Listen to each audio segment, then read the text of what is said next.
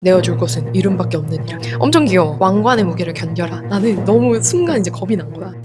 여러분 안녕하세요. 덕딩입니다. 오늘은 하우스 오브 드래곤 시즌 3 2화 퀸즈 랜딩에 대해서 이야기를 나눠보도록 하겠습니다. 제목에서 드러난 것처럼 퀸즈 랜딩, 여왕님이 드디어 킹스 랜딩에 도착을 하셨습니다. 많은 우여곡절이 있었는데 일단은 제이스의 죽음으로 라이니라가 정말 아이처럼 엉엉 울어요. 그렇게 통곡을 하고 난 뒤에 제이스의 서거 소식을 듣고 돌아온 다에몬이 바가르가 킹스 랜딩을 떠났다고 한다. 그들의 죽음을 헛되이게 하지 마라 해가지고 계속 침실에서 울고 무기력하게 있던 라이니라가 결심을 합니다. 그래, 킹스 랜딩을 가야지. 알리센트랑 이야기 나눴던 대로 바가르가 진짜 킹스 랜딩을 떠났기 때문에 용들과 드래곤시드와 다에몬과 여왕 이렇게 킹스 랜딩으로 향합니다. 그 전에 미리 알리센트가 아에몬드도 설득해서 하레눌로 보냈고 아에곤은 이미 도망간 상태고 도시경비대와 근위대장은 직접 가서 설득과 명령을 하게 됩니다. 섭정 왕자가 왕궁을 비웠기 때문에 헬레이나가 어명을 내릴 수 있는 자리인 거예요. 왕비여서. 헬레이나가 귀엽게 동물들을 해치지 않았으면 좋겠어요 라고 하죠. 엄청 귀여워. 그래서 알리센트가 분위기를 다져놓은 덕분에 무혈 입성을 하긴 했지만 왕실 경비대까지는 설득을 할 수가 없었어요. 그래서 다에몬이 몇 명은 죽였지만 그래도 수적으로 열세인 상황에서 예전에 다에몬이 도시경비대에서 활약했던 그 의리로 도시경비대가 다에몬에게 힘을 실어줍니다. 그래서 왕실 경비대는 바로 항복을 하는데 어찌됐든 내가 진짜 찐 여왕이 되려면 왕위 찬탈자를 직접 처단하는 의식이 필요해요. 아에곤을 데려오라고 했지만 아에곤은 없잖아요.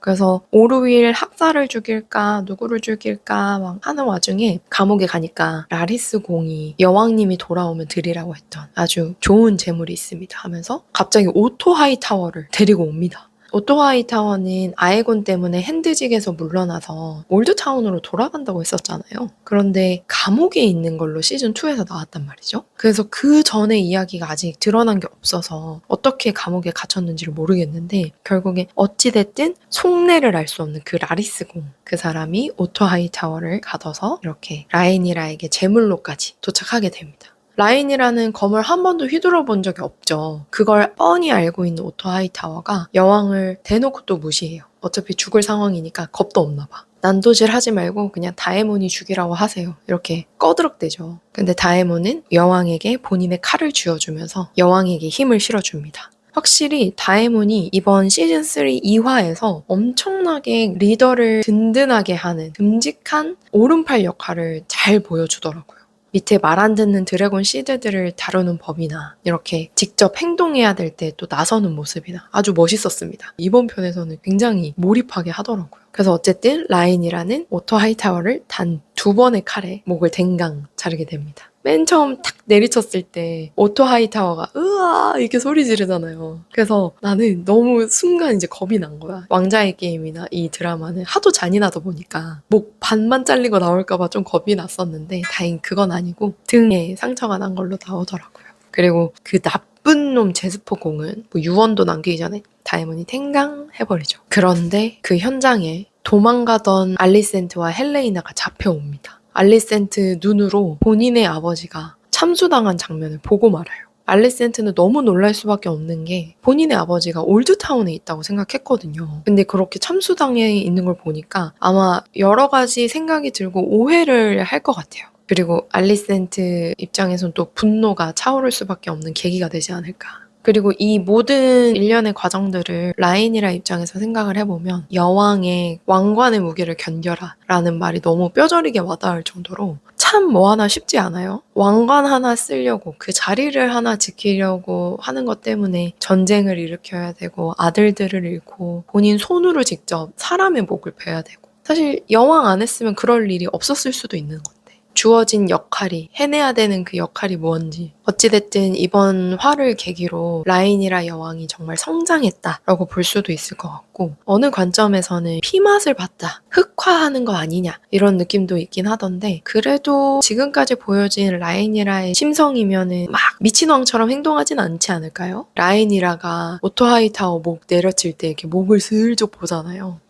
그런 걸 해야 된다는 그게 이번 화 주요 줄거리는 그렇고 약간 사이드 이야기들을 해보자면 일단 코를리스 경은 다행히 살았습니다. 살았는데 벨라리온 가문의 보물창고인 하이타이즈가 이제 불에 잔뜩 탔잖아요. 그래서 요번 일을 계기로 가문이 쇠퇴한다고 하던데 그런 이유 때문에 코를리스 경은 알린과 아담에게 내어줄 것은 이름밖에 없느니라 하면서 성을 물려줍니다. 그래서 알린 벨라리온, 아담 벨라리온이 되겠죠. 그 현장에 이제 바엘라가 있었어요. 바엘라가 진짜 괜찮은 인물인 게 여왕은 이제 큰아들을 잃어서 막 그렇게 엉엉 울고 있던 와중에도 침착하게 제이스를 데려온 것도 바엘라, 그런 큰일이 있었음에도 쉬지 않고 본인의 할아버지인 코를리스 경을 계속 찾아다니면서 되게 든든하게 알린을 위로해주기도 하고 참 애가 괜찮아요. 장녀답다라는 생각을 했습니다. 그리고 비슷하게 굉장히 좋게 본 인물로는 하레놀에 거주하는 스트롱경. 항상 일을 할 때 보면 이렇게 과한 면도 없으면서 되게 점잖게 조곤조곤 잘 모든 걸 조율을 하시잖아요. 이번에 다에몬의 부대가 승리의 축배를 들고 있을 때도 안 좋은 소식을 전할 수밖에 없는 상황일 때 그래도 병사들이 있으니까 최고급 포도주를 갖고 오면서 또 전달을 하잖아요. 그런 센스와 눈치.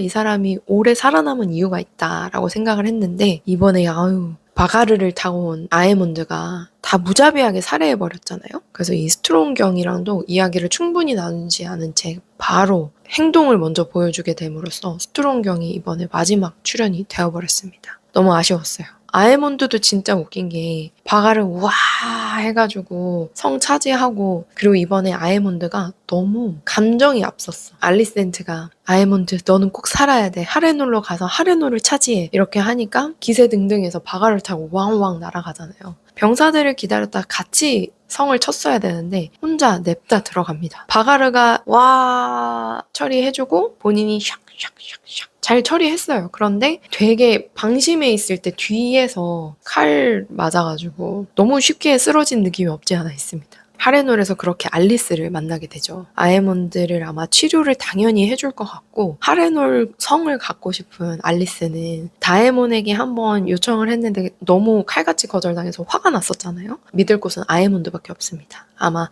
아에몬드에게 힘을 실어줘서 성을 달라고 하지 않을까 하는 생각이 드는데 이건 저의 얄팍한 예측일 뿐인 거고 또 알리스는 예언을 믿는 사람이니까 여왕을 계속 지지할 수도 있고 여러 가지 가능성을 생각해 보았습니다. 그리고 미사리아는 다에몬이랑 티격태격하면서 여왕을 사이에 두고 마치 사랑 싸움 하듯이 둘이 티격태격 하잖아요. 지난 시즌에서 키스 장면이 나왔던 것처럼 약간의 그런 관계의 느낌을 보여주는 것 같기도 했고 어찌됐든 라이니라 여왕이 최고 1인자니까 그 바로 옆자리를 누가 차지하냐 서로가 서로를 믿을 수 없는 상황이니까 라이니라를 둘러싼 둘의 관계는 또 어떻게 진행될지 좀 지켜봐야겠습니다. 저는 미사리아가 여왕을 되게 진심으로 지지를 하고 있다 생각해서 끝까지 여왕을 도와주지 않을까 싶어요. 그리고 다에몬은 여러 차례 배신을 하려고 했지만 어쨌든 예언을 본인 눈으로 직접 확인을 하면서 여왕에게 맹세하기로 했기 때문에 두 인물 다 여왕에게 든든한 인물이 아닐까 싶습니다. 우리 라에나는 건릿 해전 이후로 본인이 쉽스틸러를 통제하지 못해서 생긴 여러 가지 문제들이 있었잖아요. 아군의 배든 적군의 배든 상관없이 다 불태워버리고 가장 큰 문제로는 제이스가 죽게 되었습니다. 이대로 드래곤스톤에 돌아가면 큰 화를 입을 수도 있기 때문에 베일로 곧장 날아가서 쉽스틸러가 오랫동안 터로 잡았던 이 베일에서 지낼 수 있게 도와주세요. 제가 이 베일을 지키겠습니다. 라고 말하지만 사실 베일 군주 입장에서 탐탁지 않기는 해요. 이런 사람을 받아들인다는 것 자체가. 여왕에게 배신하는 느낌도 들기도 하고. 그래서 표면적으로는 안 된다라고 말을 했지만 결국에는 이제 드래곤이 산다는 걸 막을 순 없지 하면서 받아들여주죠. 이 쉽스틸러가 덩치가 바가루보다도 작고 버미토르보다도 작고 그렇지만 이게 모든 게 야생성이라는 건 정말 무시 못하지 않습니까? 집에서만 살던 집냥이랑 악착같이 바깥에서 살아남은 길냥이랑 싸웠을 때 집냥이가 이길 수가 없잖아요. 그런 것처럼 이 야생 드래곤 쉽스틸러가 바가르의 상대가 될 수도 있을 것 같다 하고 또 바가르는 엄청 오래 살면서 연륜이 있는 드래곤 아닙니까? 그러니까 또 그 연륜으로 다 부숴버릴 것 같기도 하고 빨리 또 드래곤 싸움을 보고 싶어요. 사실 시즌 1화에서 너무 멋진 장면들을 많이 봐서 이번 시즌 2화에는 그런 장면들은 좀 없어서 아쉽긴 했는데 사실상 라이니라가 감정적으로 굉장히 몰입할 수 있었던 화가 아닌가 싶었습니다. 제이스에 대한 죽음을 받아들이는 라이니라의 모습이라든지 여왕이 되기 위해서 결국에 해내야만 했던 일들을 해낼 수밖에 없는 라이니라의 상황까지. 철왕자에 앉아서도 그 눈물이 막 고여가지고 꾹 참고 있잖아요. 왕관의 무게는 무겁습니다. 이렇게 시즌3 2화에 대해서 리뷰해보았는데요. 이번 편도 너무 재밌었고 시즌3가 이미 나와 있는 상태거든요. 그래서 얼른 또 보고 리뷰 끓여오도록 하겠습니다. 감사합니다. 안녕. 좋아요 부탁드려요.